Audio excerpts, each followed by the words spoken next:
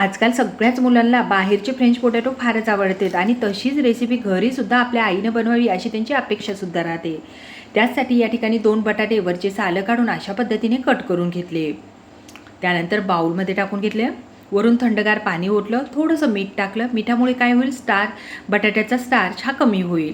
त्यानंतर गरम पाणी केलं, त्यामध्ये थोडंसं मीठ टाकलं. आता गरम पाण्यामध्ये मीठ टाकल्यामुळे काय होईल, जे बटाटे वाफतील की नाही त्याला छान अशी चव येईल.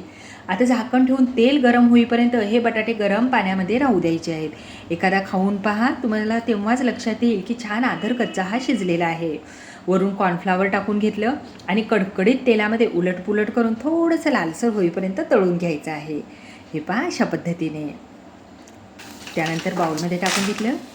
आपल्या आवडीचा त्यावर मसाला फिरवायचा ना. आवाजावरून लक्षातच आला असेल की हे किती कुरकुरीत झालेले आहेत. आहे की नाही बनवायला खूप सोपी रेसिपी, पण मला जमली की नाही तुम्ही कमेंट्स करा.